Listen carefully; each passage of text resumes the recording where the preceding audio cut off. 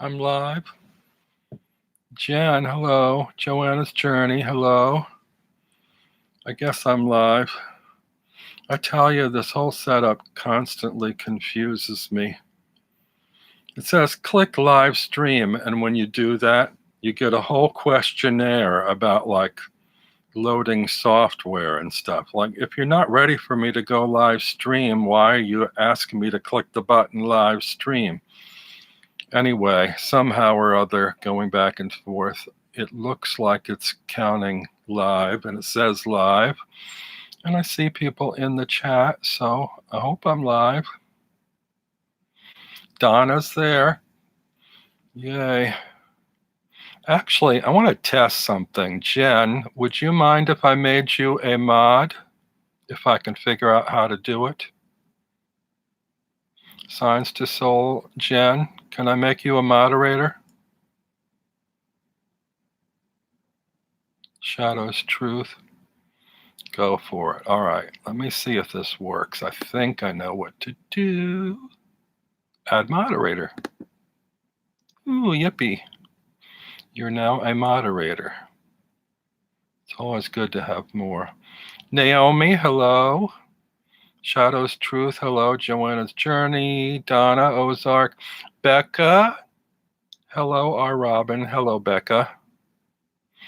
Have you put your kids to bed? I'm sure they are.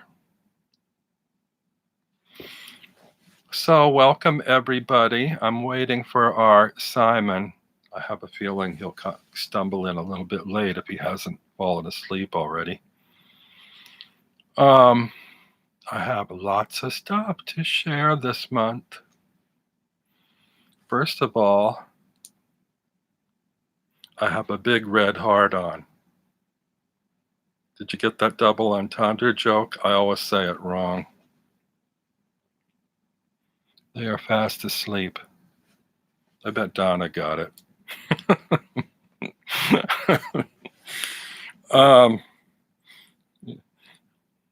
I always say it wrong. I always say, do you like my big red heart on? It doesn't work that way as a double entendre. So, yeah, I drag this little thing out every Valentine's Day, although it's not Valentine's Day yet, it's Valentine's month. There he is. So while I was waiting for you all, and I was reading, can't see it probably. No. Rachel Pollack's Tarot Wisdom, which it's been taking me forever to get through. I love reading it on my Kindle, but I can read it in bed at night with the lights off because it glows. But I'm a procrastinator when it comes to reading. I read maybe 3 to 5 pages at a time and then I fall asleep. But it's a great book. And also, I notice in here she refers a lot to somebody named Paul Husson. Does anybody know who Paul Husson is? I don't know much about him. He's written some tarot books, I guess, and I think I need to get one because I saw this deck on Justin Michael's channel last week.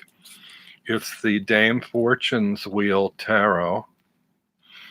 And I decided it looked a little different, and I decided to get it, and it's by Paul Husson. So I'm going to do a walkthrough of that in the coming week. I'm trying to be better with my finances in February. January was terrible. I counted the decks I accumulated in January, and I think it was like between 7 and 9. I thought, is that a lot?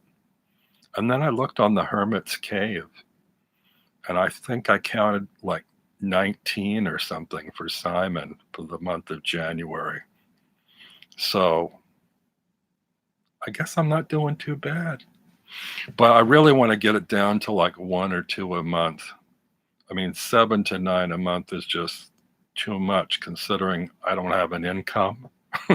I'm living off of, a retirement plan, and I'm not collecting Social Security yet. See, we got some new people in. Entropy Apothecary, hello, and hello, Maharet. And Elle, welcome, Elle. Let's see anybody else. Naomi, did I say hi already? I think so. So I have lots and lots of show and tell this month. One of them fell on the floor. I was trying to decide if there was a theme I could do this month. I had nothing to talk about this morning, and I thought, well, it's Valentine's month, so let's think about hearts and lovers and romance. So I thought, okay, I'm going to look over the 7 or so decks that I worked with or bought in January, and I'm going to pick out the 3 cards in each deck that I think of when it comes to Valentine's Day. And can you guess what they are? Well, obviously the lovers. Then there's heartbreak, 3 of Swords, then 2 of Cups. So I'm going to look at the lovers, the 3 of Swords, and the 2 of Cups in these 7 decks.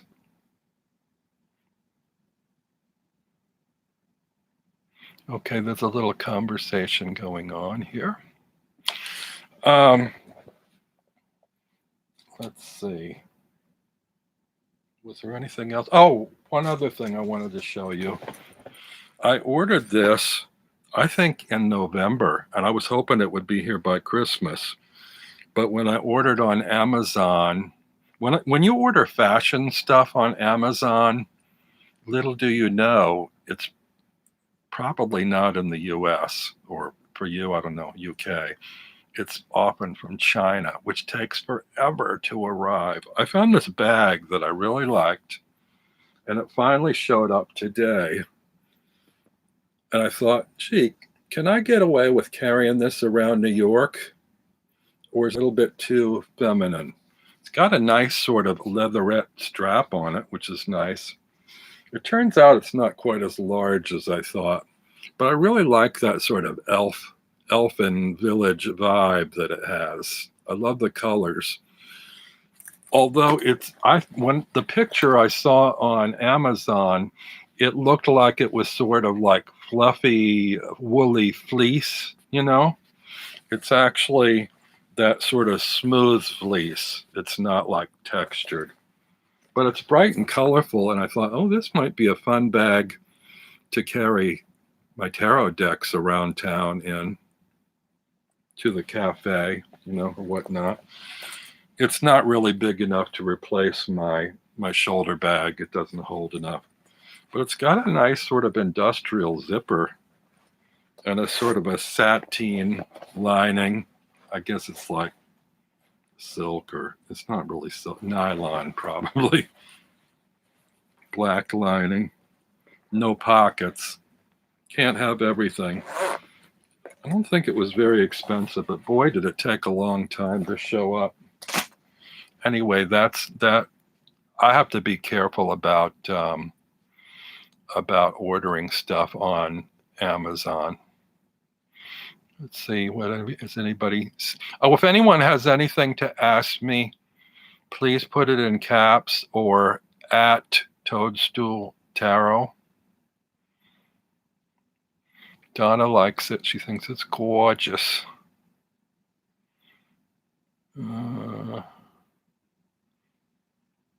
Back with coffee. What did I miss, Simon? I don't think you missed too much. 2 nice choices. Spacious Tarot. Filthy Beast.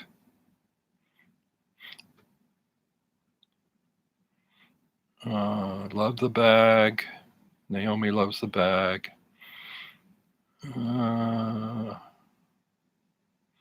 Oh, I was showing off I said, Simon, I have a big red heart on. And I think only Donna got that joke. Yes, the elfin vibe is so you, says Donna. Maharet ordered the Frida Kahlo deck. That looks interesting. I haven't seen a walkthrough of that yet. I did see a couple of Stills, I think. What about Quentin Crisp?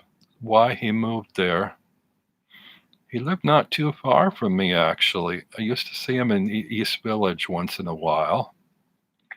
There was a particular diner he liked to go to, and lots of people took him out for coffee and for dinner. That would be a fun conversation. Let's see. Elle likes the bag. Damn, Elle. Wow, that's gorgeous. Yes, you can wear that in New York City. Amazon's a hazard. Same here, Robin. I guess Becca's ordered stuff from China too. Okay, tonight's the night. Elle, she's gonna break open and light her Lady Bits candle. Okay, I don't know if I needed to know or read about that. So let's see. Let's go through some of these decks. Does anybody know who made this bag? These were things I ordered in January. I decided to order to support our lovely Paranormal Peggy. Fableist, welcome. I think you're new here. Does anybody know Fableist? Say hello. Simon knows. It's from Peggy. I have two. You'll see the other one in a couple decks off. So this, of course, Simon knows this. The Groovy Weight. And all of these I have walkthroughs of, but I'm only pulling the 3 cards I mentioned. So let's have a look at them and see what you all think. This is the Lover's card from the Groovy Weight, which isn't bad. Now that I've lived with this a little bit, I love the backs. I love the coloring. It's bright and vivid. I don't like so much when they put like lettering, like little messages in the art design. Like this one has, the angel's wearing a peace and love t-shirt, which I know why they do it, but I could do without it. And I'm not thrilled with the rock and roll record. This era in the late 60s was not so much rock and roll as it was like hard rock, acid rock, FM, underground rock. But anyway, it's a nice, colorful Lover's card. Then we have another message in the 2 of Cups from this deck, the Make Love Not War, which you saw on bumper stickers and posters and buttons everywhere and t-shirts and protest signs. Actually, there's a gal in my building. I guess she's an old hippie at heart. She's not far from my age. She does acupuncture, and she's always defacing the hallways with stickers and such. She put up a Make Love Not War sticker in the hallway. I wish she wouldn't do that. I mean, it's a common area, and like we all have to deal with the graffiti and stuff. And I think previous superintendent tried to like scrape it off, but he only got half of it torn off. So it's just this nasty Not War sticker. Then we have the 3 of Swords, which would make a great tattoo, I think, if you're into tattoos and bright red tattoos. This one also sort of echoes the back design. I like this deck. I haven't been using it too much yet, but I really like it.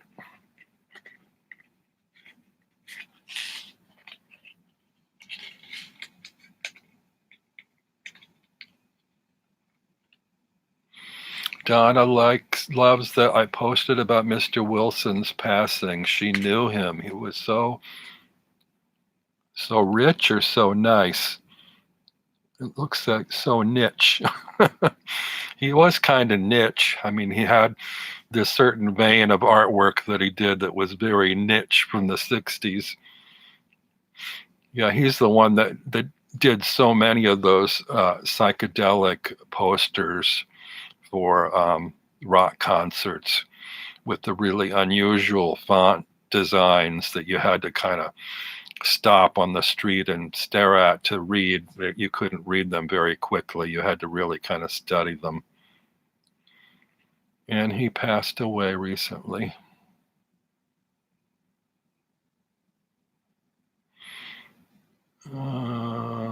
Let's see. Yeah.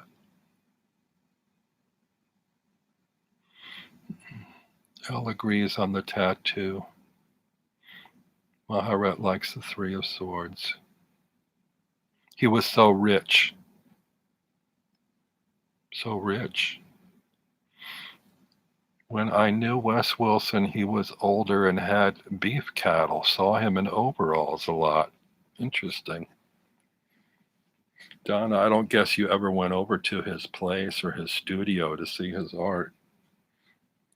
We used to see those posters. My first home away from home was this little kind of hippie boutique town called New Hope, Pennsylvania, and they had what we called head shops there, which was, around 1969, 70, where they sold black lights and black light posters and lava lamps and incense and I guess tarot decks too, although there were only maybe 2 or 3 at the time. They probably sold drugs too. I never thought about it, even though it was illegal, but, sort of on the side or in the back or something. Elle's fiddling with the wick, Becca. It just won't get going. Isn't that the way?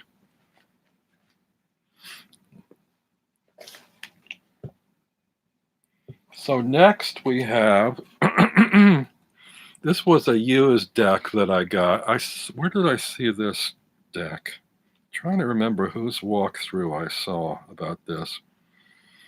This is a scarce deck called the Chez Monette Tarot deck. Does anybody know about this one? And the box is a little beat up because it was used. And it's an indie deck. There's no printing information on it or publishing. I guess it was self-published.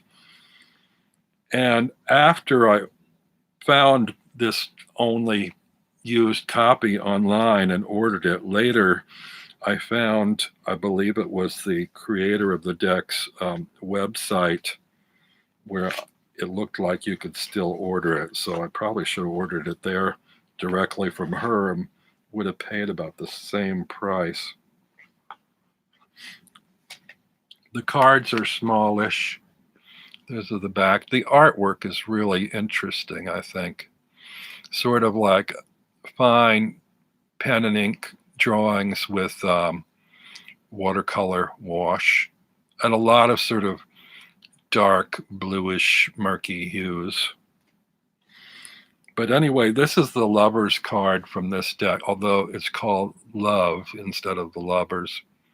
And you can see these sort of conjoined angel twins under this tree.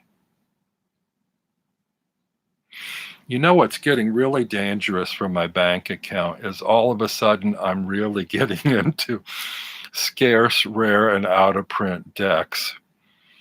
So Brant's not on here right now for me to blame, but I tell you, these people that shop around for out-of-print decks and share them, they will be the death of my bank account because I get that. I see them and I get FOMO. It's like, oh, where am I going to get that? It's not readily available. I better go digging. And then I see one copy, only one copy, and it's like expensive, and I buy it. I just ordered a deck. I think I paid about $70 for last night or the night before. The Intuitive Tarot. Did your ears perk up, Becca?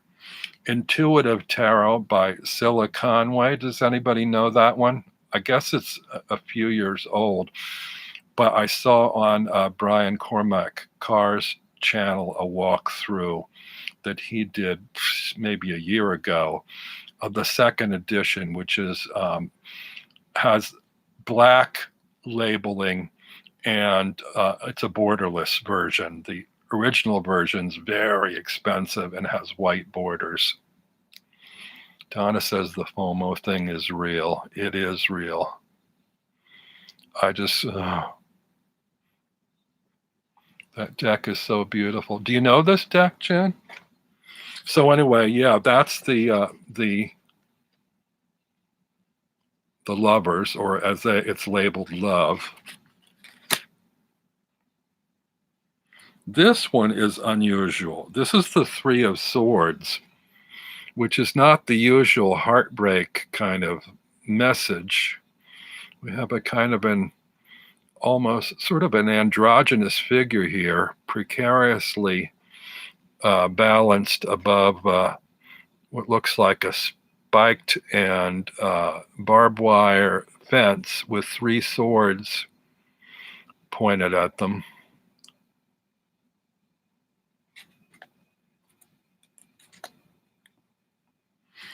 And then this is the Two of Cups, which looks, I think the cups in this one, there's a lot of sort of mer people type images. I love that kind of modern and delicate touch to the artwork in this deck. Time will tell how much I will use it. This I wasn't going to show this, but it's the next card up. It's the Queen of Swords. The portraits on the court cards are quite striking. And it's a fairly inclusive deck.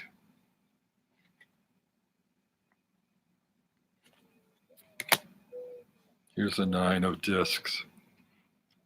I love the horses that they depict in some of the cards in this deck.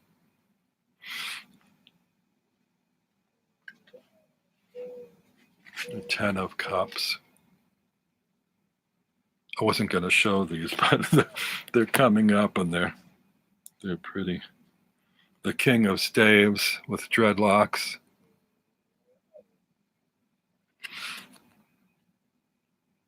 And the Emperor, this is like an interesting sort of almost steampunk kind of thing.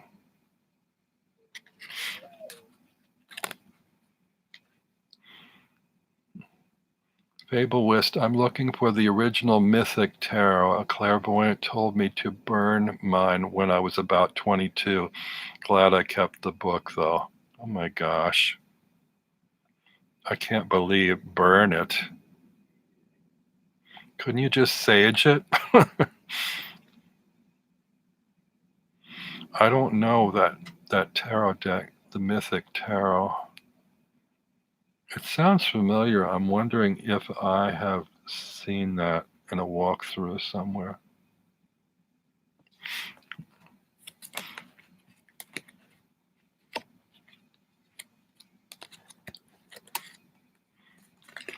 Did you just hear a dove? Oh, you did. Boy, the mic on this is great if you did. Yeah, I sometimes get mourning doves on my windows, and I'm not even near my nearest window, but I could hear it down the other end of the apartment from the side window. I love the sound of mourning doves. Pigeons, not so much. Crows, blackbirds, blue jays. We had a lot of blue jays where I grew up in Pennsylvania, and it's just like a really nasty, jaggedy sound. But I love the mournful sound of mourning doves. I hope you didn't hear my belly. Sometimes my digestion speaks for itself. And I have been having some digestive issues lately. So the next one, is Simon still there? Second Peggy bag. I only ordered 2. I like this one better, actually. This one is a sort of a orangey color with little purplish kind of eggs that have little sort of yellow centers. I love it. And this one at the moment, oh, this actually, it's very pop art. And that's why I have in here my Intuiti creative cards that I ordered from Italy. Now this is a weird deck. This will require some commentary on your part. Simon says, yes, sir. Matches my shirt. Peggy's amazing. Yes, she is. She does great work. I went through every bag on her site for a couple of different months trying to find fabric that I like. And you know what a fussy bagger I am. So I finally did find a couple. I will go back. So this one, let's see if you guys can see this. One thing I've been doing a lot this month, I promised that I was going to do a deep dive into the Carnival at the End of the World, which I sort of didn't do. It's one of the decks we're going to see, though. But what I have been doing is committing the RWS images, visual images, to memory, because I was working a lot with my tarot dice. And so I had to think of the numbers in the majors and what card they corresponded to, and the numbers in each of the minors. And when I did that, I had to remember what the label name is and what the visual was. So I tell you, I've done more mental work this month just on trying to commit all those visuals and labels to my head. And they're important, particularly on some of these decks that are not quite so intuitive. Now the Intuiti cards, these are supposed to be intuitive, but I tell you, I have to look at the little numbers on there and translate into my head, all right, which suit is this? Which number in the suit? This one happens to be 103, which you tell me if you can see the Three of Swords in that image. Okay, there's no heart in it. There are three pointy, jaggedy things, elements that could be swords. They are kind of spiraling towards the heart of the issue, the heart of things, the center of things. So possibly it could be intuited as the Three of Swords. It almost looks like lightning, and there's blue like the sky. So, I mean, that's kind of an air hint, I suppose. I don't know. Does anybody else have any thoughts on this card as the Three of Swords? Fussy you, says Becca.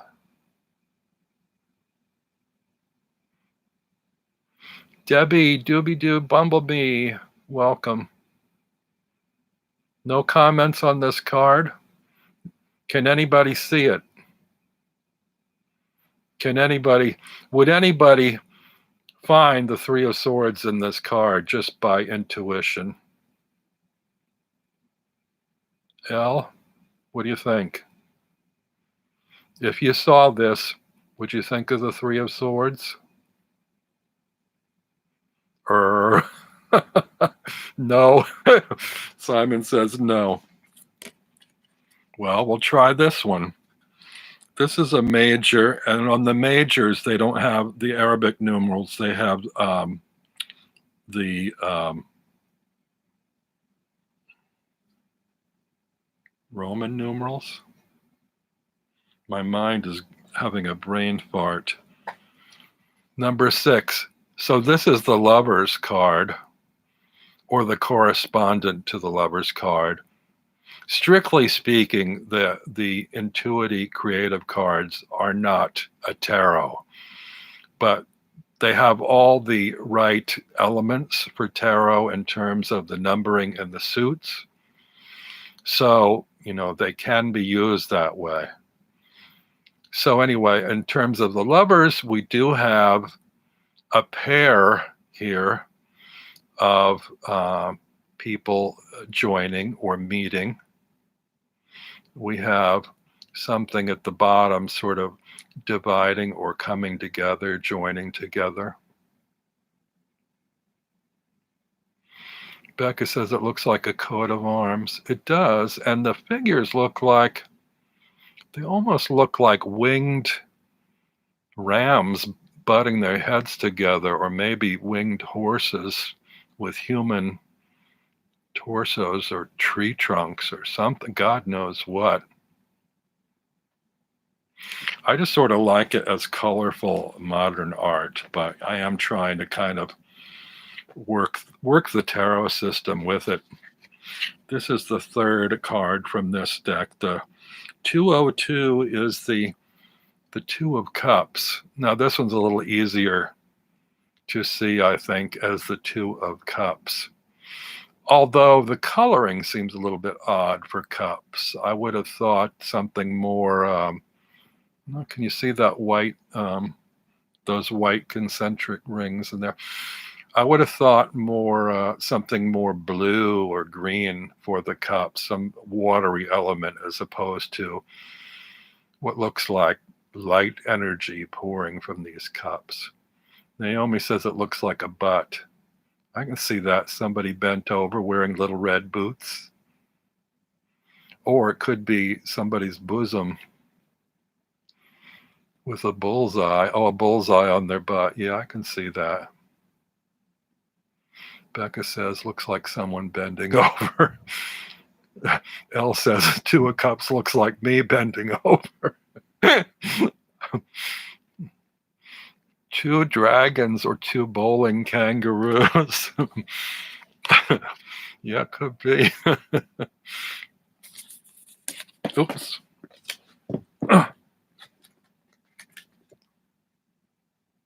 Blue throat, yellow.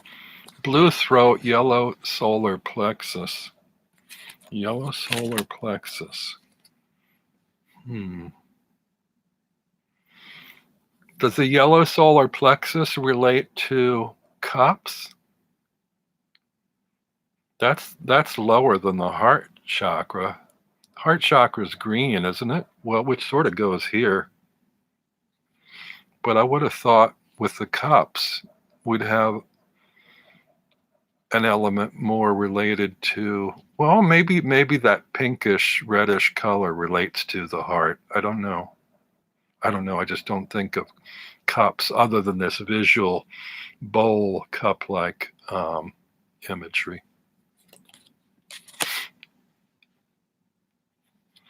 Simon is schooling me hard. Elle says I need to hit the books. Debbie thinks looks like a target on someone's butt. Sandra! Hey, Sandra, welcome. Everybody give Sandra a big hug.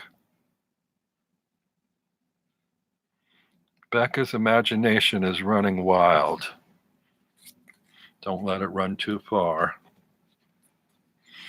So anyway, this is a really pretty deck, but quite a challenge. Back in the piggy bag and on to the next deck. How are we doing on time? Only a little over half hour. That's good. Next is the Mystic Mondays Tarot. To reiterate, these are all decks that I accumulated in January. Now, the 3 Valentine's Day cards, to catch Sandra up, I'm pulling the Lover's card, 3 of Swords, and 2 of Cups from all the decks that I got in January. What do we got here now? Elle's writing something down. Becca has it contained. I don't know what she has contained. Elle, what was the name of that deck again? It's the Intuity. I don't think I have the box handy. Oh, it was just, I think it was just, oh wait, I do have the box. I took them out of the box to put them in a piggy bag. That's the box. It's the Intuity Creative cards. You can Google that online. They're made in Italy. And it arrived fairly quickly. I should think it would arrive faster from Italy to the UK than the US. But I'm trying to remember, excuse me, what I paid. I don't think it was cheap. I think it might have been around 50 or something, but you can check.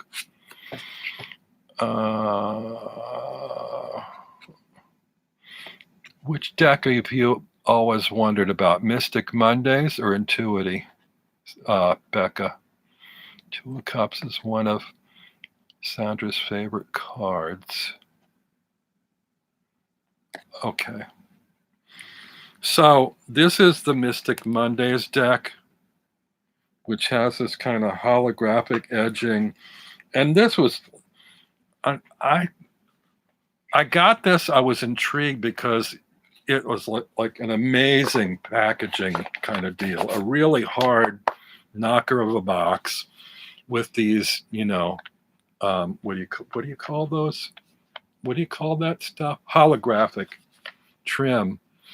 But how weird. It's like this weird two-part box with a little peephole that you can see the cards in. It doesn't even protect the cards completely. It's got like this holographic stuff all over the box. It's gorgeous. They must have spent a fortune on this box. And the deck, the cards are really glossy and really modern. Cardstock's pretty thick.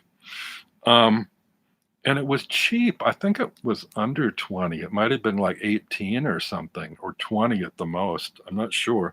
But it was really cheap, I thought. They must have spent all their money on the box. But anyway, this is the Lover's card, which I'm not keen on. I like the sort of coloring and the modern vibe. I'm not big on the tropical aspect. I really appreciate this negative space heart formed by the two flamingos, but did I need to have flamingos and a tropical, scene in here for Mystic Mondays? I mean, what is this, Florida beach deck? I mean, I don't know what this is all about. Then we have the Three of Swords, which is very, very plain and direct, what we're used to. Sword stabbing through a heart. Naomi loves the colors. Has conflicting reviews. The little guidebook was quite good. I don't know if I've actually read the guidebook. I think I did. Well, I glanced at it, but I don't know if I got further than that.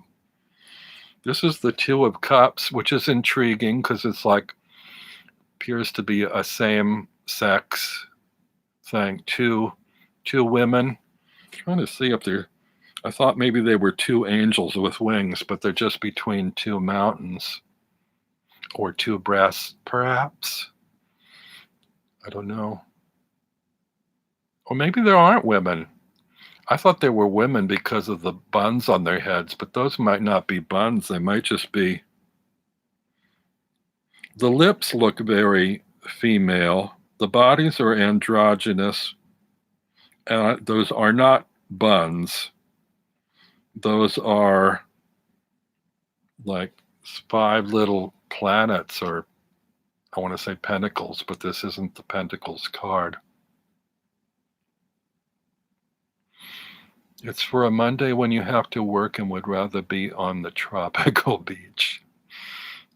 Love the colors.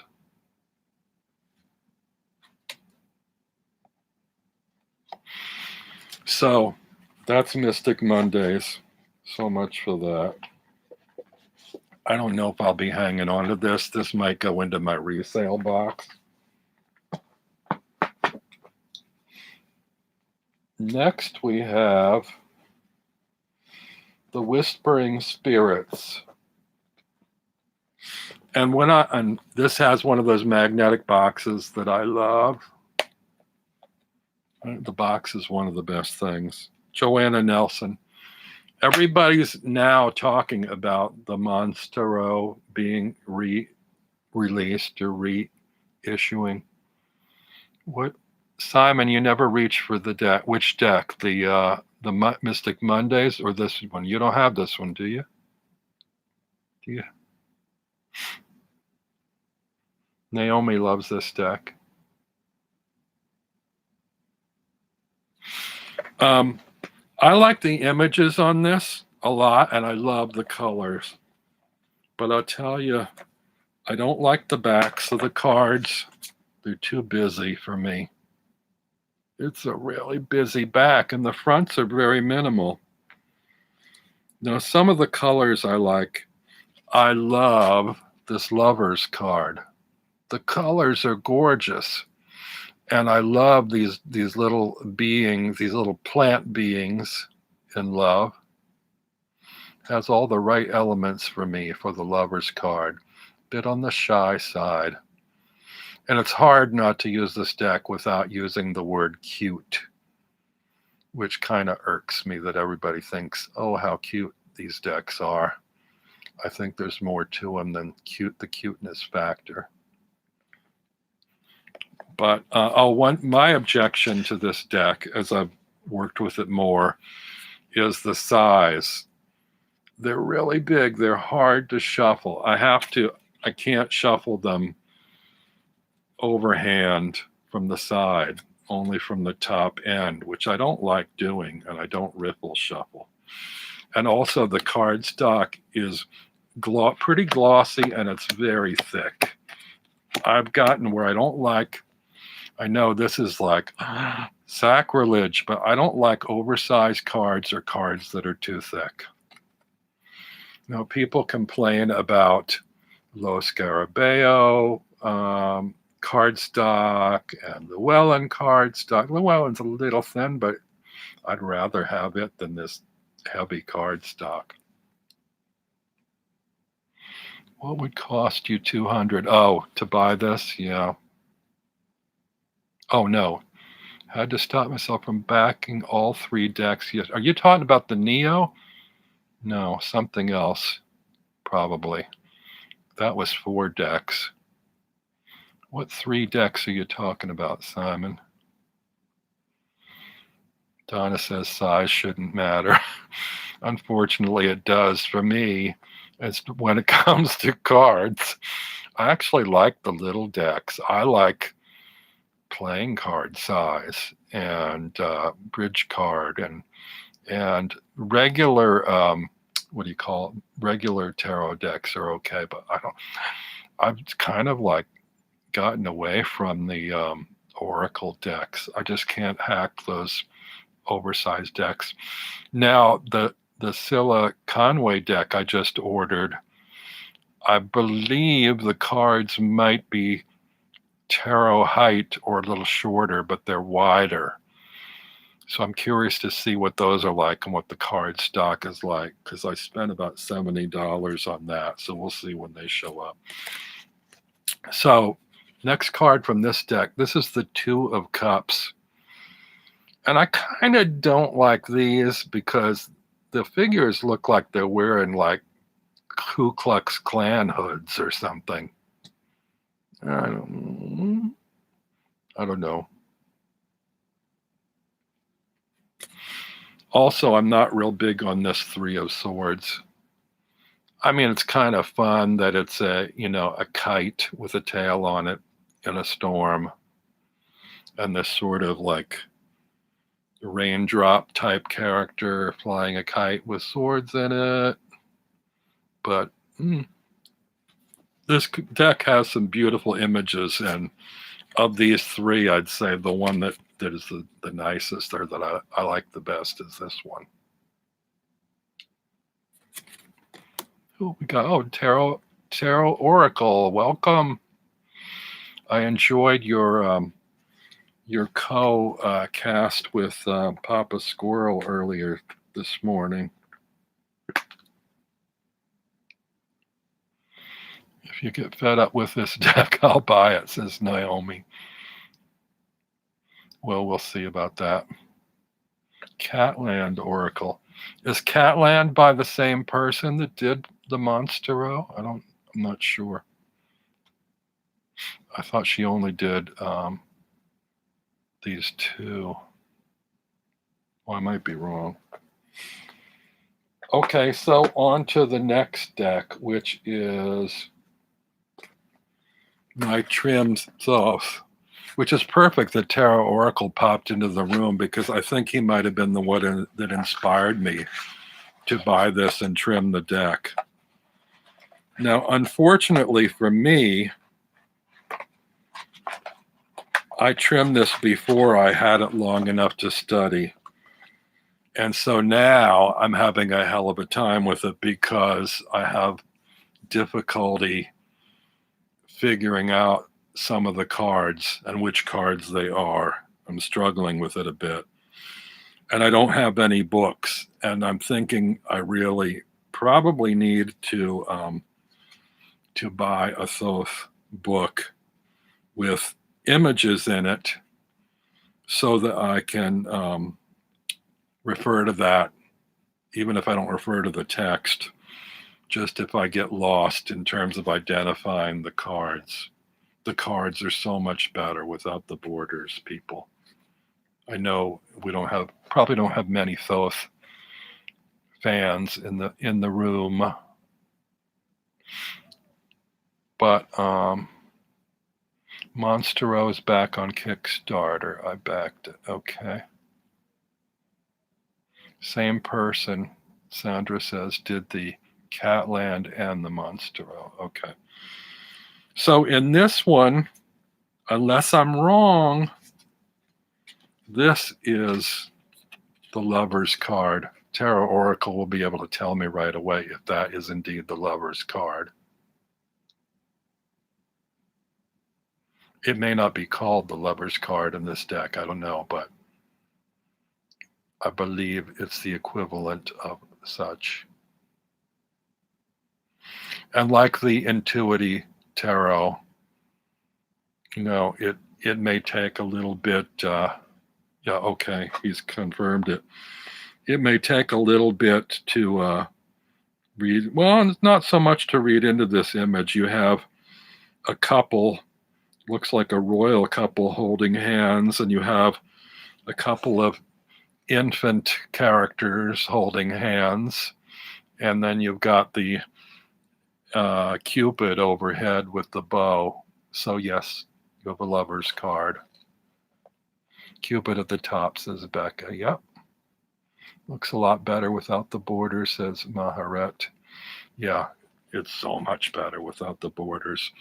This deck put me off for such a long time. And then I saw Tarot Oracle's walkthrough, and I think Colin at Prism and Company also had a trimmed version, and there was a third person. So three people I saw with the trim version. So the second of the three cards is the Two of Cups, and I'm not sure, but I think this is the Two of Cups. And there's two cups down here, but it looks like there may be a third. So I think that's the Two of Cups. Again, I need confirmation on this. So Tarot Oracle, what I'm doing today is I'm showing the Lovers, the Two of Cups, and the Three of Swords, all related to Valentine's month. He says, yes, that's the two. So yes, we have water, emotions, flowing, overflowing, the two cups. And lastly, from this deck is the Three of Swords, and I had a dickens of a time finding this one, if this is the Three of Swords, because it's kind of hard to spot three swords. There's a lot of sharp angles going on in this card, but it looks like one and then two and three curved swords up there, all piercing a flower, which could be, I guess, the heart. I mean, it could be the Three of Swords. And so if that's not the Three of Swords, then I don't know which card is, because I couldn't find another one counting what looked like swords that would match. Okay, Tarot Oracle just confirmed it. Thank you. You only have to confirm those 3 because that's what I'm doing today. So that's all of the Thoth deck, and Simon probably left the room to make another cup of coffee.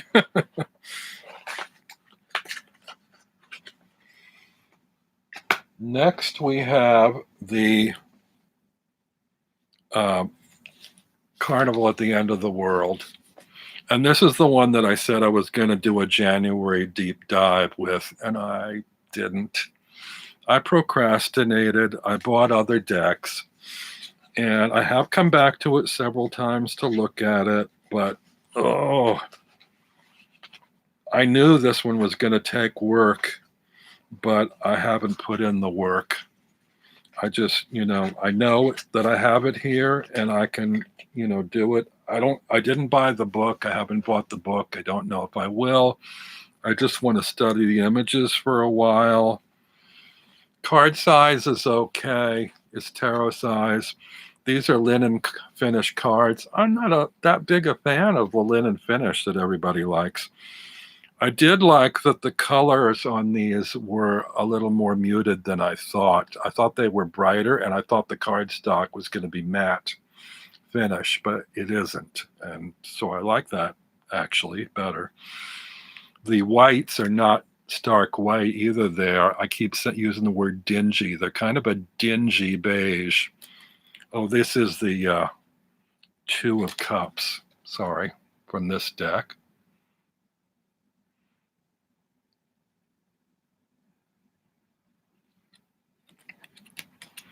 And then this, I believe, because of the Roman numeral, is the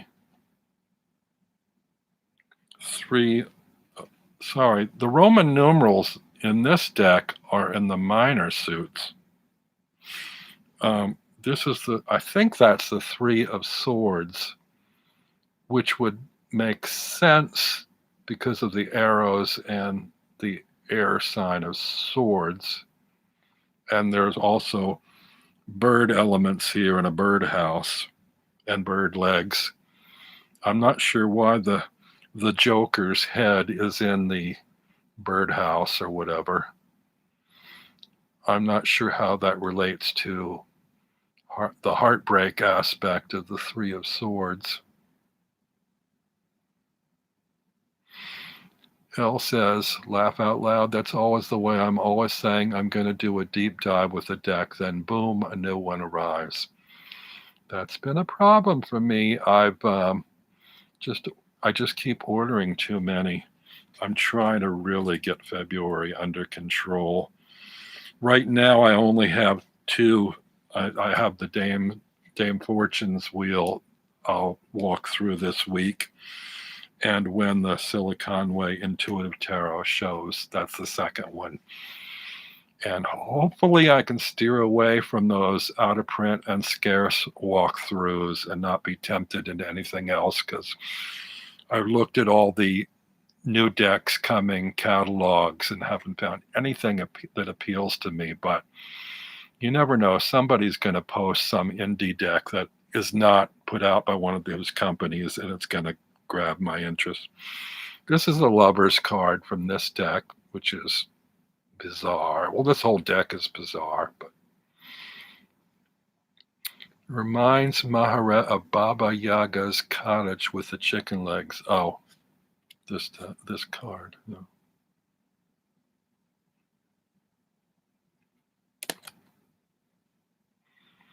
Sandra used to have this one. What did I miss? Donna says, you'll probably learn them better this way. I imagine having to really hunt for what will drill it into your head. Yeah, I just need more exposure. And the problem, I bet this is the problem with a lot of you people that have channels. Decks keep coming into your life faster than you have time to work with them.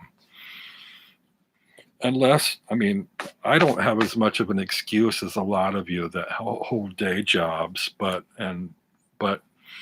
you need a lot of downtime to spend to sit and work with these decks. And, I don't have a day job, but I do have a few other things going on in my world to divide my time among, and that keeps me healthier and better rounded, I think, as a tarot fan, to not have my whole world collapsed into tarot, but some might argue otherwise. So that's the carnival at the end of the world.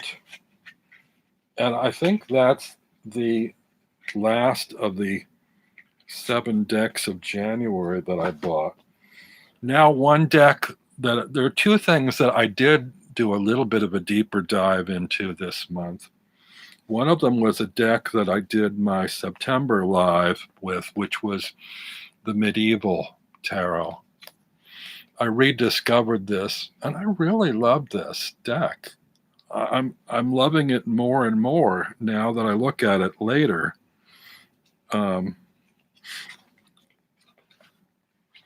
I love that for a Lo Scarabeo deck, it doesn't have the multiple languages on it, that it has these kind of blurred out border images. It just has symbols and numbers at the top and the bottom. This is the Lover's card. The closest deck that this reminds me of that I have is the Golden Tarot of the Renaissance.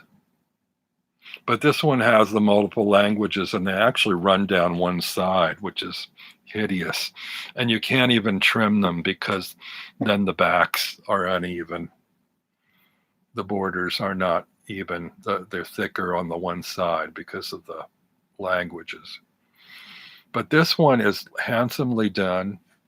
The backs are nice enough, I guess. I'm not real crazy about them, but I love the colors and the imagery in these.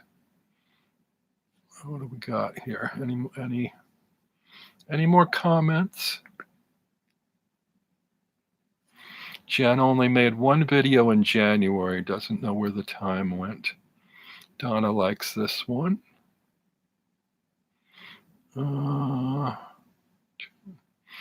Shadow's Truth could never do a channel because she could never afford all the decks to do content. Well, there's a lot of people that do content with just a couple of decks. They do readings, but I'm not really a reading person, at least not yet. I may end up there. We'll see. So that's the Lovers. This is the 2 of Cups. And I'll tell you, the 3 of Swords is a bit of a challenge in this deck. Where do you see that one? I want to see what you make of that one. This is very logical in a way. I mean, well, how romantic with those enormous wine goblets sitting on the edge of the bed.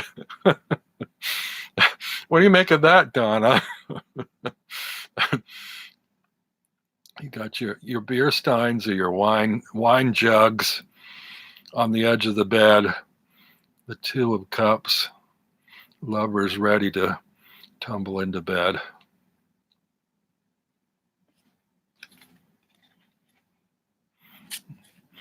Okay, folks, this is my challenge in this deck. The 3 of Swords. Now, what do you make of this one? There's no heart. There's no romance. This guy is technical. He's doing some kind of little measuring thing. I don't know what to make of this. Can anybody figure out this 3 of Swords in relation to the RWS system?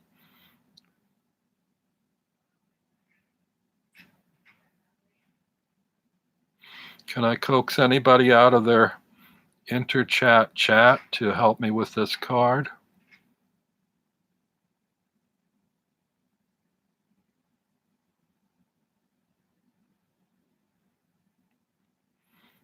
What do you make of it, El?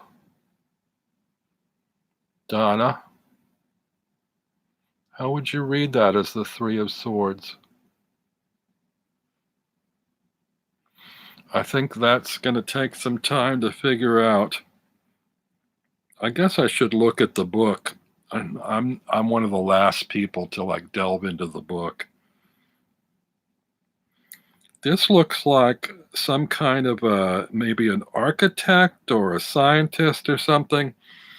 He's got a book in one hand, some kind of a reference book or a journal or something to record information.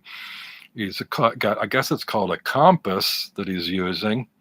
And there's a little circle inscribed on the floor in red on the checkered floor pattern. Donna wants to know, what does the guidebook say? And Elle's confused. You know what? Just for you guys, and why should I be stubborn? I'm going to drag out the little white book and see if it says anything about that.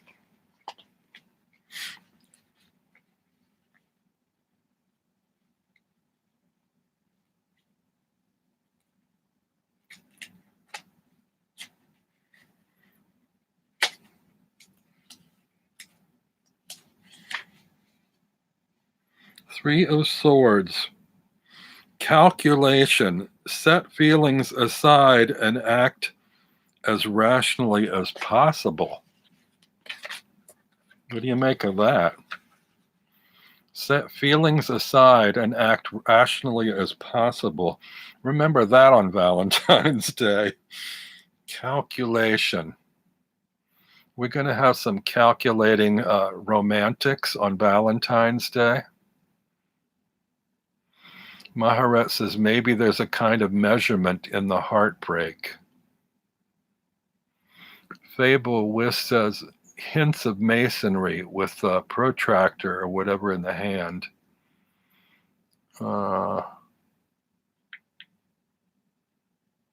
Naomi thinking Three of Pentacles for some reason.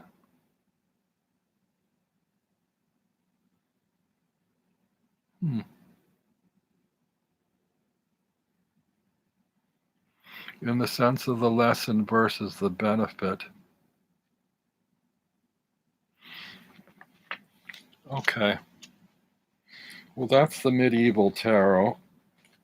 And those are the three cards for February there. The other thing is, I only have a couple more things to share. I have had no luck this month with my pendulum and my pendulum board. I can't say I've worked with them a lot, but it's like I hold the pendulum up and I tell it to turn the direction that I want it to turn, and it does. And then I tell it to turn the opposite direction, and it does. And I tell it to turn left and right, and it does, and forward and backward, and it does. And I don't feel like I'm moving my hand. It seems to be moving. But then I ask it a question, and it just doesn't seem to do anything. So I don't know what's going on with my pendulum, or my inner pendulum workings are not working. I'll show it to you again, though. It's a pretty one. Can't get it to do what I need it to do. Need to do more work, I guess. The other thing I can't get working for me is my my scrying stone. I bought this black obsidian scrying stone, and I love it as a palm stone. It's very nice and very comforting. But I haven't been able to have any success with scrying with this. Now, granted, I haven't turned the lights off and used just a candle. Maybe that would make all the difference, but I have sat and meditated over this on several occasions and gotten absolutely nowhere. Donna says different pendulums work differently than others.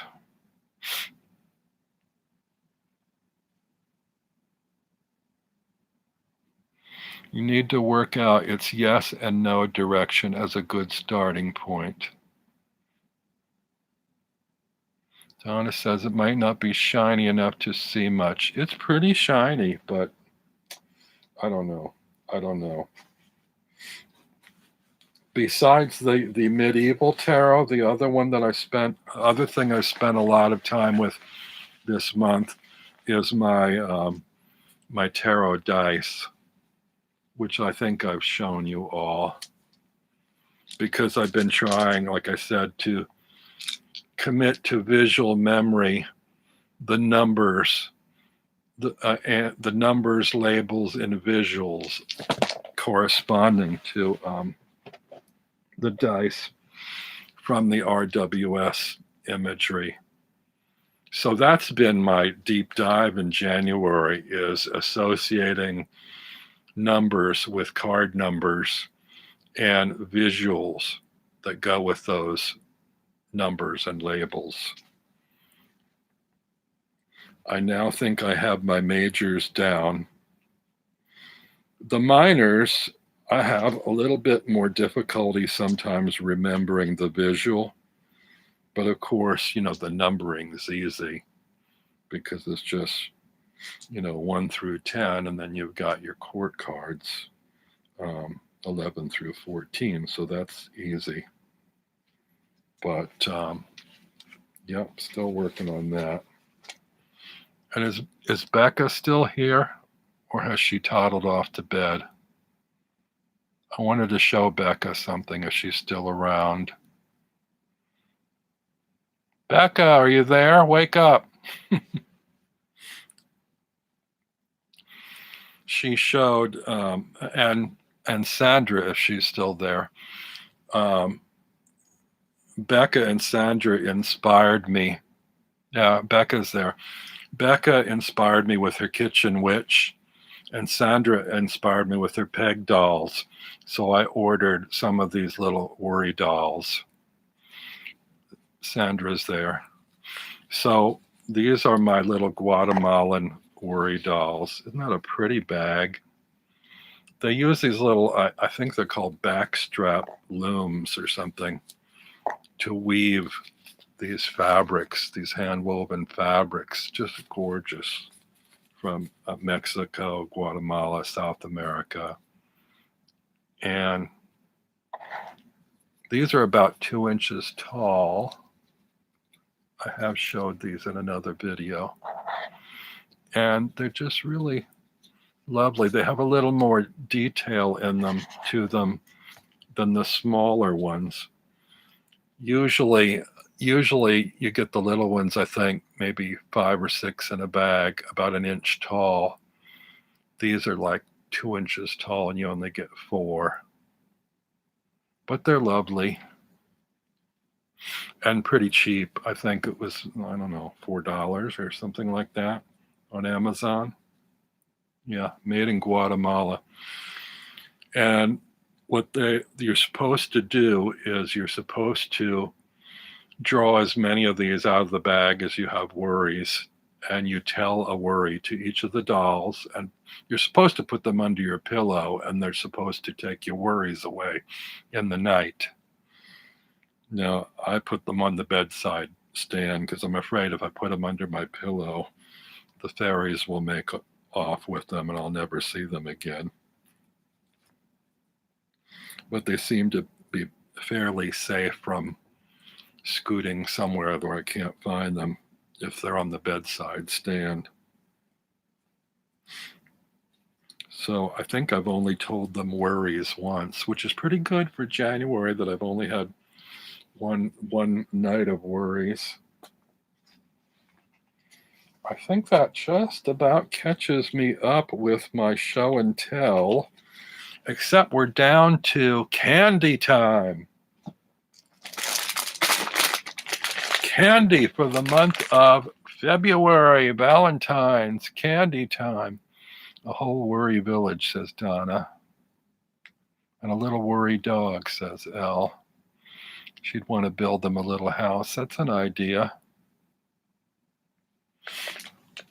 Sandra used to have some of these. Sandra, I want to get some of those peg dolls. I've been looking around for them. You can see my little porcelain dolls. back here. They're not peg dolls, but they're kind of like that. And I love the idea of like self-contained, no moving parts figures. And I've seen some people actually handcraft peg dolls out of clothespins, the old-fashioned clothespins, not the ones with the spring, but just like divided like two legs with like the little knob top. I don't know if they still make those, or if any of you are old enough to remember the treats. I'm reading, and if you're old enough to remember those kind of clothespins. Yeah, Sandra got hers on eBay. Yummy treasures last month. Yeah. I stopped off at the drugstore today, and of course, the CVS has all their Valentine's Day candy out. First, I'm going to start with this. This has nothing to do with Valentine's Day. But here's a challenge for you. What do you make of these? Does everybody know? I'm sure everybody knows about these circus peanuts. They're called circus peanuts, okay? First of all, they're marshmallow, okay? Now, what do peanuts have to do with marshmallows? Can anybody tell me? Secondly, they're orange, but they're not orange flavored. They're banana flavored.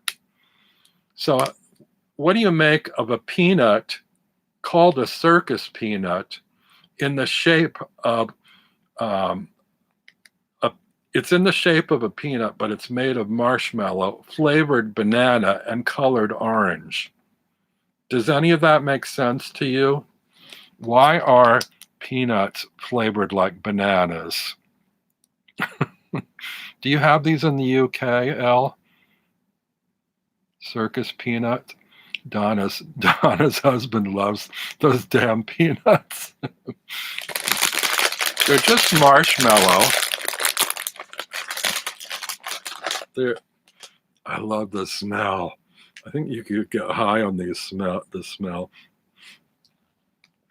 They look like peanuts, and they're just marshmallow formed in the shape of a peanut, and it's about the size of an actual peanut. Has the size and texture going for it. The bottoms are just flat. And it's marshmallow. They're dyed orange. They're not flavored orange. They're a little harder, a little firmer than marshmallows, but it is marshmallow. And I'm not even sure they taste like bananas, although, it doesn't say here. Somewhere it says banana flavored. Yeah. Circus peanuts are banana flavored, peanut shaped nuggets of marshmallowy treats. It's sugar, corn syrup, gelatin, pectin, artificial flavors, artificial colors. So no bananas or peanuts were harmed in the making of circus peanuts. I can't figure out the marketing behind that bizarre product. So they don't have them in the UK, you guys? Oh, Sandra said they don't have them. If you like marshmallows, you should give these a try. Maybe when Simon comes to visit next year, I'll send him home with a bag. He won't eat them, but you can pass them around to you guys. This is my other treat. This is for Valentine's month, and everybody knows these. I'm sure you must have these in the UK. Brock's conversation hearts. You give these out to your Valentine. We used to have these and even take them to grade school and hand them out to our classmates, along with the little cardboard Valentines that we made and handed out.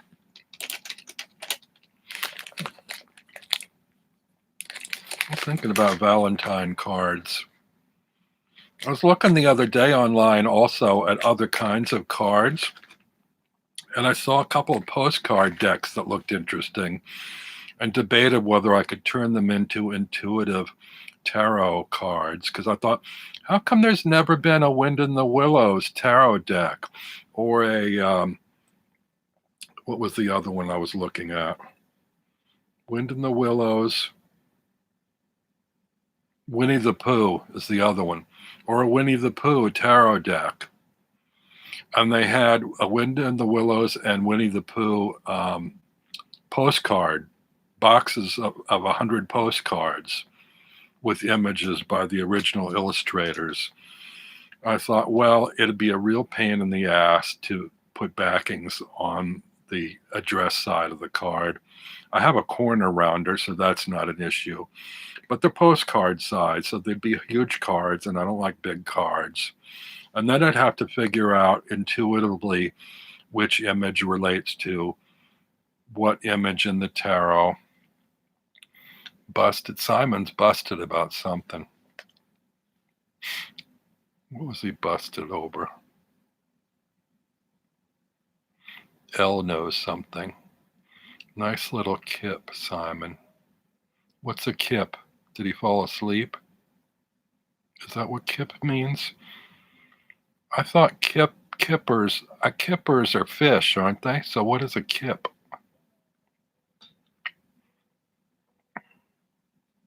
Bring on the chocolate, says Donna. I also bought some Snickers, some of the little, what they called the fun size. Not that I needed them. Not that big on the nuts, but I wanted something like Milky Way or Three Musketeers, and they didn't have them that cheap. They had a fun pack, six mini ones for like $1 and change. Do you hear my mourning dove? Now he's out on the back window. Elle says, yeah, a kip means a nap. Where did you find the Winnie the Pooh deck? It's not a deck, unfortunately, Christina. Oh, welcome, Christina. It's a boxed set of 100 Winnie the Pooh postcards. Yeah, Simon can't buy them. I didn't think you ate any sweets, Simon. I think you had one sweet over the holidays that somebody sent you in a package. That's all I recall. Naomi, I'm now diabetic. You need to stop with the torment. I'm diabetic too. And I take my medication and I take after my grandmother. She was type 1 though, I'm type 2. She did the same thing. She took all her shots and her medication, but she had to have her sweets. So let me fish a message out of the conversation heart bag and see what it says for you all. This won't be divinatory, but cool. I think that's for Donna or Elle. Cool. You can't read it. Oh, there you go. I don't think they've updated the slang on these conversation hearts since the 60s. Does anybody say cool anymore?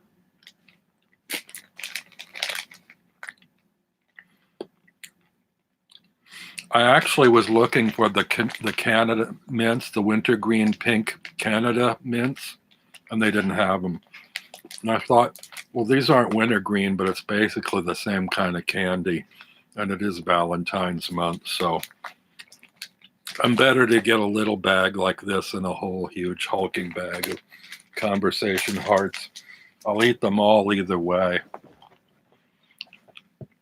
So this is good. Our timing's been good today. It's 5:21.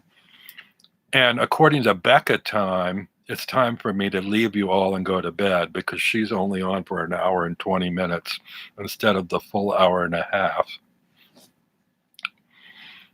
But as I've kind of run out of stuff to talk about, unless anybody else has any other stuff, Tarot Oracle used to be 410 pounds. I can't believe it. You look so trim online.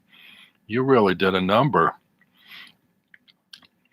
Becca likes Baby Ruth.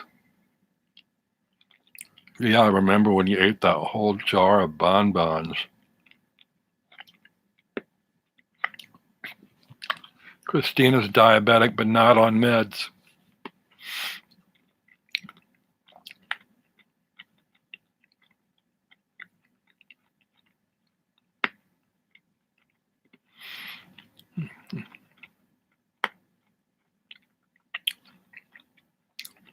Simon, are you diabetic too?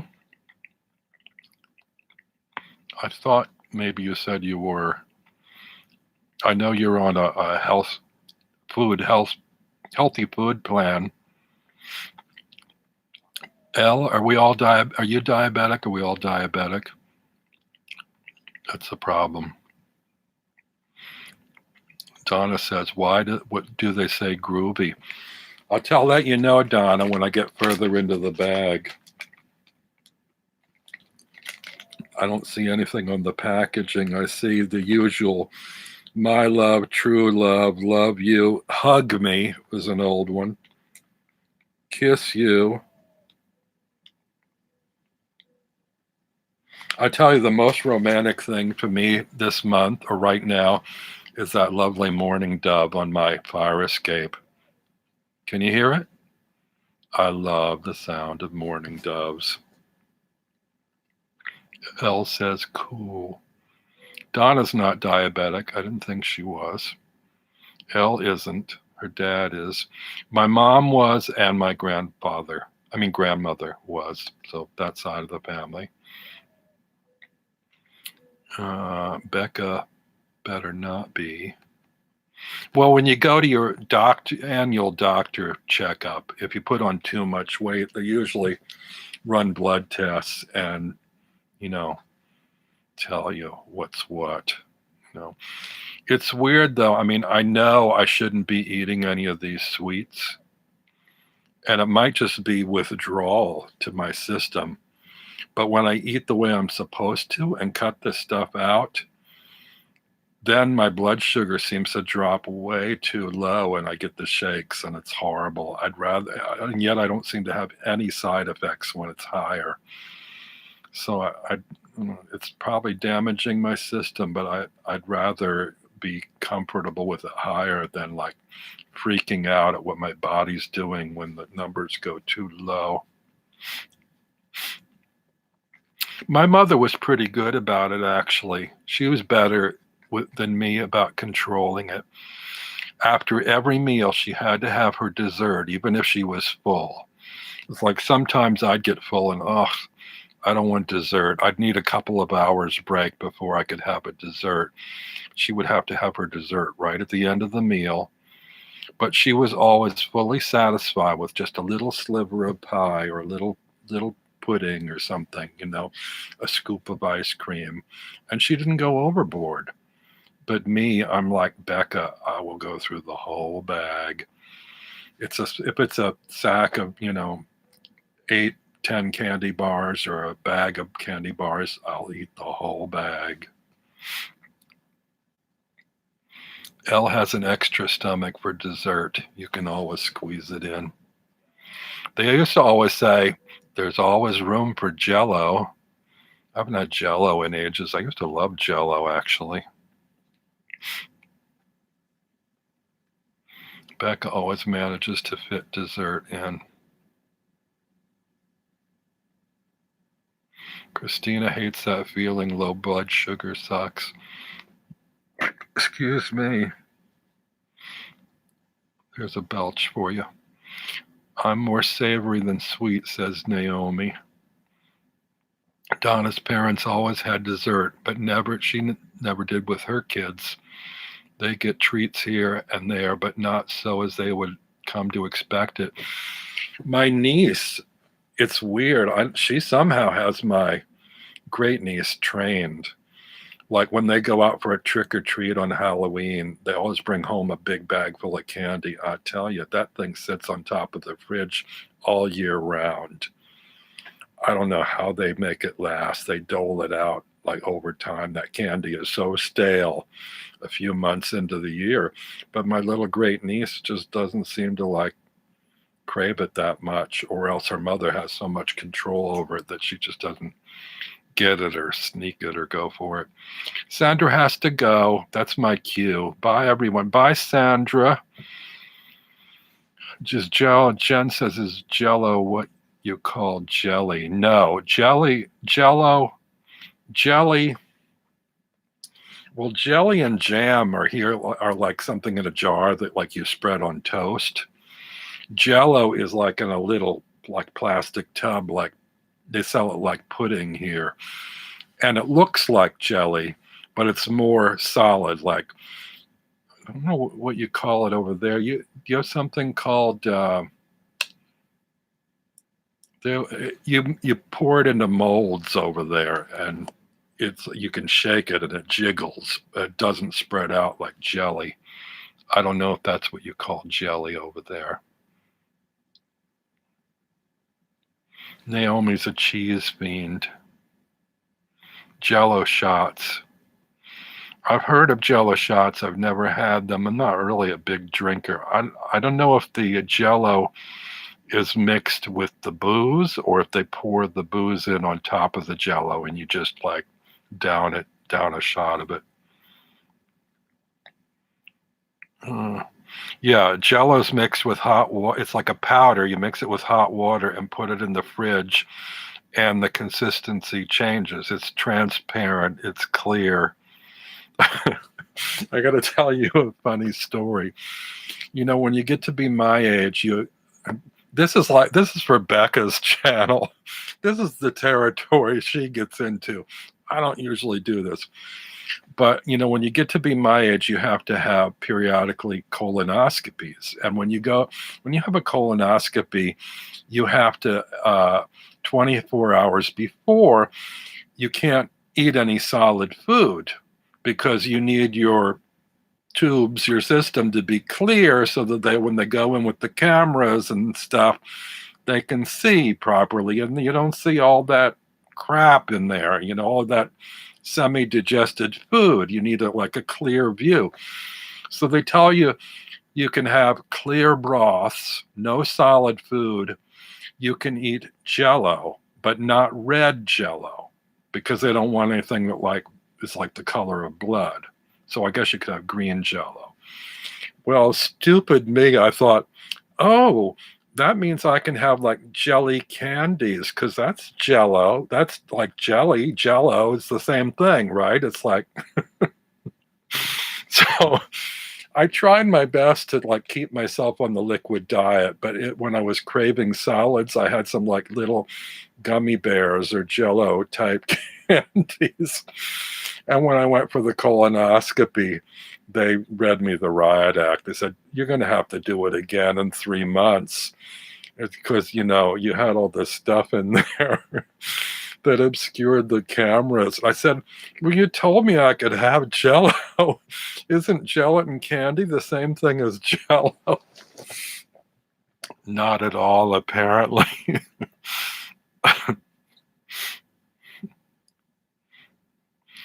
Simon remembers as a kid adding orange squash to milk. It curdled instantly.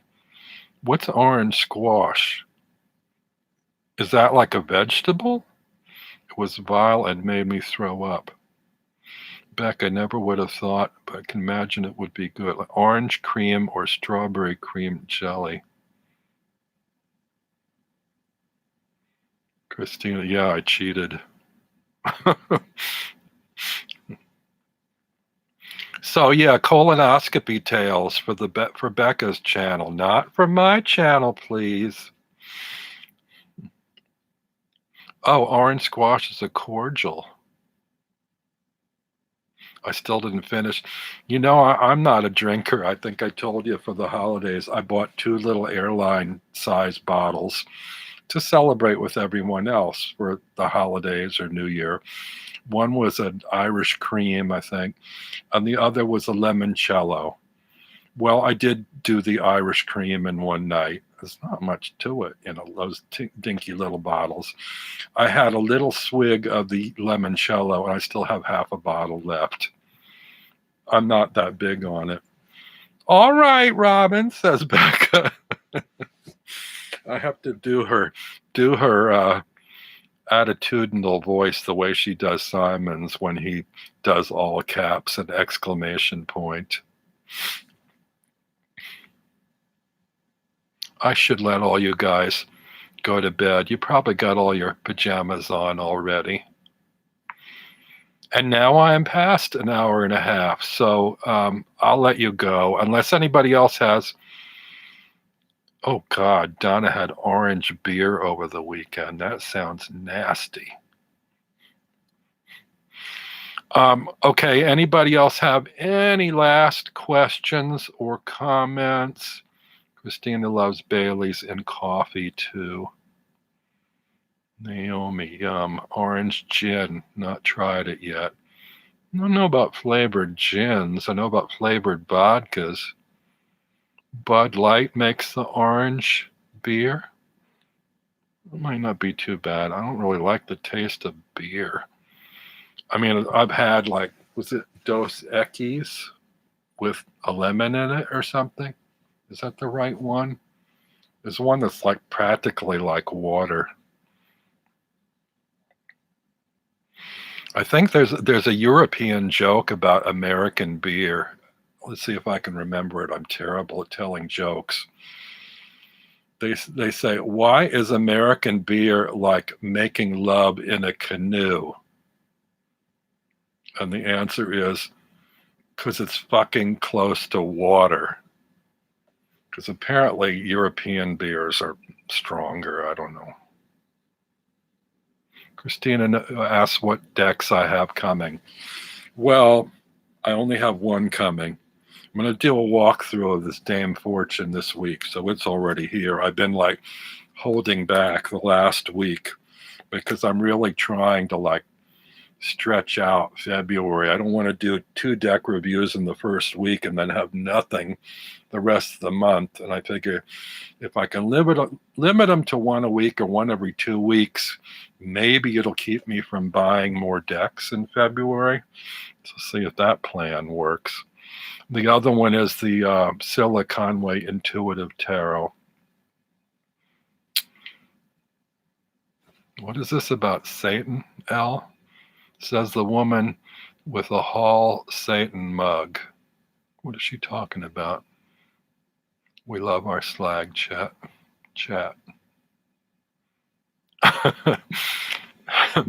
Makes my chat sound like a pit of sin. Becca, we love your chat so much, and they're so much fun. I think people keep coming back for more because they're like so wacky, and they're so full of compassion and understanding. People feel free to say absolutely anything in your chats. You will not, Donna. What will you not? Robin, do you like Dame's Fortune? I sort of do. Oh, did I say it? Becca, I said it. What did Donna not do? I have to look back. Simon, when I come and have ale, I'll probably pour orange squash into it. Okay, she'll not. Or you'll be on the next plane home. I'm getting like Becca now. I'm getting like lost in the comments. There's like so much stuff going on, and I'm jumping back and forth. Ha ha ha, Oklahoma beer is like that, all water. So Donna got the joke. I just had to have something to get through the Super Bowl. What did you have for the Super Bowl? Oh, the orange beer.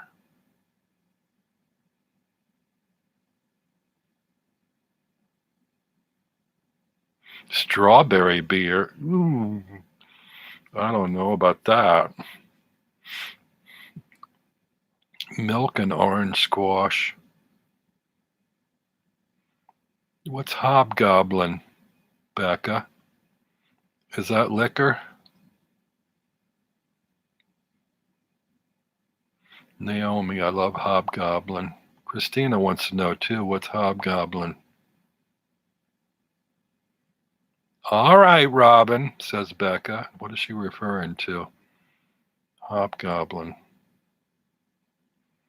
Becca, I don't know what hobgoblin is. Ale. I don't know my beers and ales. I don't really like beer. Beer smells nasty to me. It tastes nasty to me. If it's light enough, and I'll drink it in a glass full of ice and let some of the ice water it down. I'm terrible when it comes to alcohol. If you have me drink alcohol, I mean, I can nurse a drink for hours and just keep adding water and ice to it. It's like, I don't really like the taste of it. I used to love the effect. You know, Christina, what about Dame's Fortune? That's coming. I'm not going to show it now. I'm saving and savoring it. It'll be sometime this week. Real ale smells lush. Well, next time I'm in a bar that I go to with friends, I'll ask them to order ale and I'll sniff their ale. I don't know that I'll jump at the chance to order one. Is ale lighter than beer or lighter than light beer? Probably not. L, not much of a fan of the taste, but well worth the effect. I started when I turned 30, I rebelled. I was such a goody before that. And actually, up to 30, I rebelled against peer pressure. I thought, I'm not a conformist. I'm not gonna, do drugs and smoke and drink and do all that crap that everybody my age is doing just because they're doing it. I'm not jumping on the peer bandwagon. And then when I hit 30, I had this sort of midlife crisis thing. Like, okay, I'm 30. I'm going to do everything I can get my hands on just to get it out of my system. So I tried just about every drug and drink and smoke I could get hold of. And luckily, I hated most of them. But the alcohol I started off with was vodka, which I didn't really like the taste of. But if they say it has no taste, but it has a taste. And if I mixed it, with juices, orange juice was the first, screwdrivers, and then Greyhounds, a grapefruit juice. And then I went from there to gin. I think I had Tom Collins. But I'll tell you, and those things, it wasn't for me about the alcohol flavor. It was more that sour mix I liked. I liked that kind of lemonade-y flavor. Okay, Simon's off. Good night, Simon. Christina's son-in-law is CEO at a brewery. Every time she babysits, they load her up with free beer. Well, let's all go visit Christina.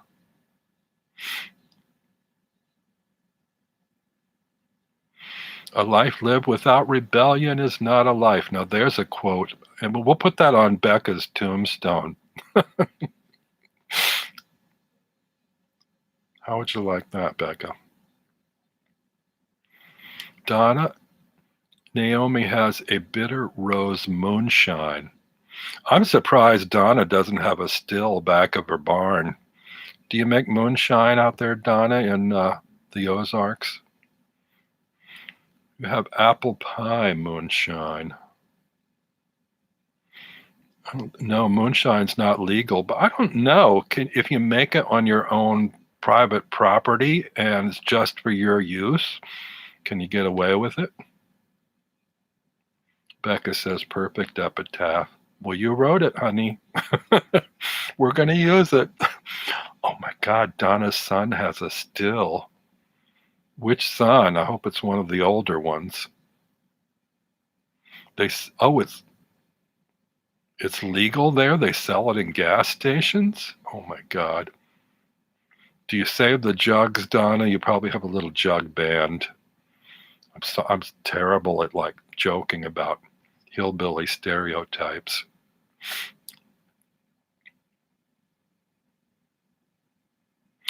Donna's oldest. Wait, is the oldest the one in the service? Or is that the second oldest? 25 this year, and he's the one who's a cop too. Oh my God, a moonshiner cop. He's moonlighting as a moonshiner. Bring on the hillbilly stereotype. I do play banjo. Oh my God, Donna. Donna, next time on your live, can you like strum us a couple of chords or a little ditty? Oh, that would be fabulous. Just a couple of notes on your banjo. Donna, weren't you in beauty pageants or was that just cheerleading? I can picture you doing like talent shows with your banjo or music competition in a beauty pageant in your teens. Elle, oh my God, you now, and we know we've heard Elle at least once on a ukulele. This we got to get going. We got to get Elle and Donna together online in a duet, a transcontinental duet on banjo and ukulele. What do you think, gals? You gotta, just for us.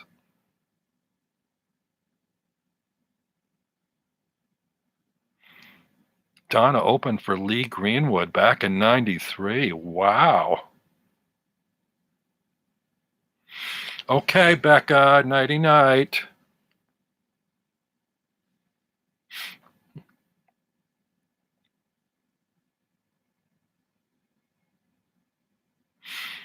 I don't know. Am I keeping everybody else from bed? It's only 5:45 here in New York, so I mean, I guess that's 9:45 in the UK. Why do they all go to bed so early in the UK? 10 o'clock? I don't go to bed till 1:30. Of course, I don't have to work, but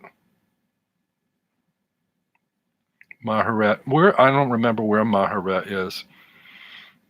Bye, Maharet. Fun chat. Night, everyone. They just don't party like we do, Donna says. Well, Donna, you're an hour, I think an hour at least later than me. I'm still waiting for you and Papa Squirrel to do a joint live. Oh, Maharet's in Germany. Well, no wonder. That's probably even later than the UK, isn't it? Or is it the same time zone? I'm thinking it might be an hour later.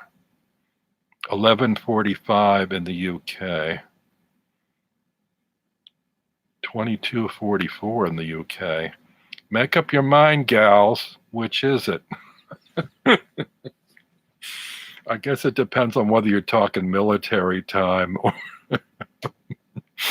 11:45. 11:45? That can't be right. Can it?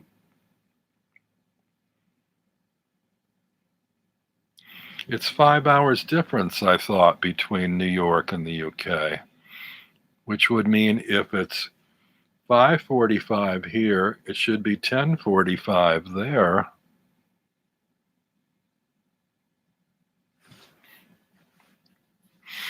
Al, you're on military time, gal. Oh, there's 6 hours? Oh, 6 hours ahead of you, Donna. Yeah, but you're an hour behind me.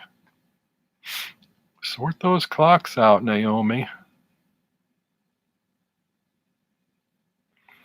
So, Al, is it 10:45 or 11:45? Al, you're up pretty late. Are you a working gal or a student?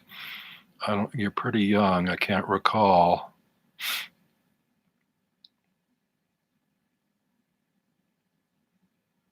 Just morning in Australia. Yeah, but that wasn't an Australian person quoting me the time. Oh, Fablewiss says 8:45 a.m. Australia. Okay. I think we might have lost Australia Jen. She's probably off to work.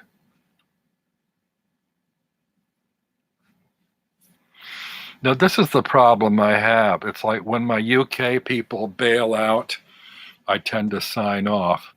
But then I hate to leave the rest of you hanging. So just tell me you're all going to leave, and then I'll be ready to go. Unless there's more stuff you want to talk about. It's 5:45 here, so it's been an hour and 45 minutes. Oh, Somebody just coming in from Tennessee, Carrie Adkins, unless she's been lurking in the background. Go to what?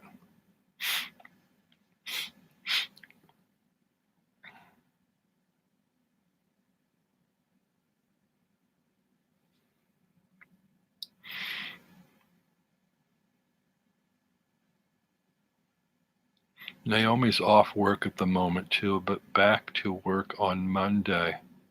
Monday? Today is Monday here. You mean next Monday? Don't forget to like, says Donna. I do like this very much, but I can't hit a button here. I guess it would be weird for me to like my own video.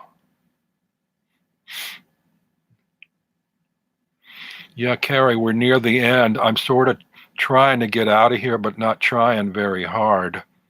I hate to leave the party if there's still a party going on.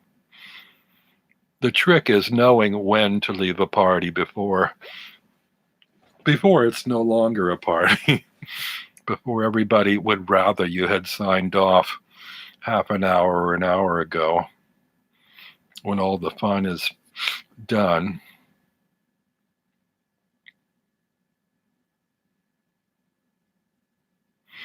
Okay, now you're just chatting with each other, so I think I'm gonna let you all go. You'll have to find another way to chat. And I'll see you all again in March. Oh, what am I going to do for a March theme? Cards that show marching. Soldiers, maybe soldiers. All the knights of the decks, perhaps, in March. Time marches forward. It's 10:45 in the UK, says Debbie. Okay, that's what I thought. Thanks, Debbie.